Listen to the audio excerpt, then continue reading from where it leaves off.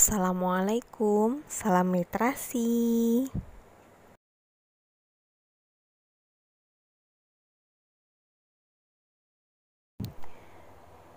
Nah, hari ini materi yang akan kita pelajari yaitu tentang mengonstruksi informasi dalam teks prosedur.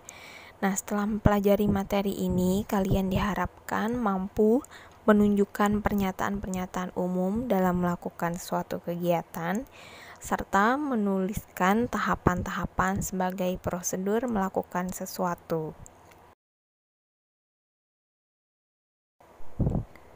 Sebelum mempelajari lebih detail tentang pernyataan umum dan tahapan-tahapan dalam teks prosedur, kalian tentunya sering sekali mendengar kata prosedur. Nah, prosedur di sini adalah tahapan atau metode. Jadi, teks prosedur itu sendiri berisi penjelasan tentang cara membuat atau melakukan sesuatu secara berurutan.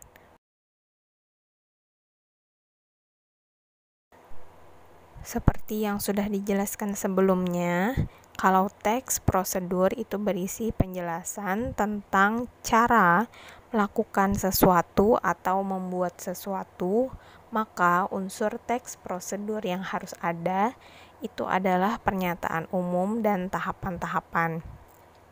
Nah, biasanya pernyataan umum ini berisi fakta atau penjelasan tentang suatu objek atau cara atau langkah yang akan dibahas secara umum.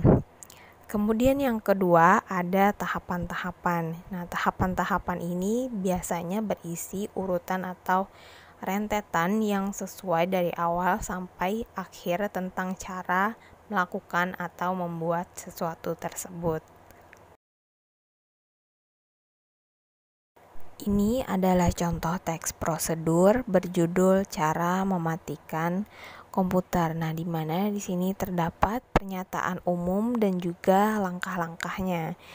Nah, di dalam teks prosedur itu juga harus memuat yang namanya kata perintah. Nah, bisa kita lihat di sini ada beberapa kata perintah seperti tutuplah, diamkanlah, cabutlah, kemudian tekan.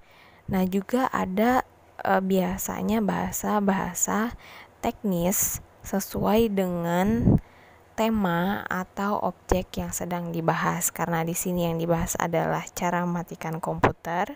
Nah, bisa kita lihat di sini ada kata start, turn off, kemudian power, ada desktop, kemudian ada monitor. Nah, itu adalah contoh kata-kata teknis yang biasanya juga digunakan dalam teks prosedur. Nah, sebelumnya sudah kita lihat contoh teks prosedur berjudul cara mematikan komputer.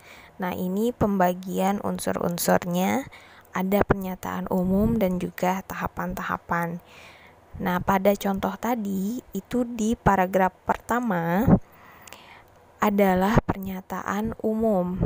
Di sini kalian bisa baca sesudah selesai menggunakan komputer, maka mesti dimatikan terlebih dahulu supaya tidak menyala terus sampai agar komputer tak cepat mengalami kerusakan. Di sini dinyatakan tujuan secara umum mengapa komputer itu harus dimatikan sesuai dengan urutan atau prosedurnya.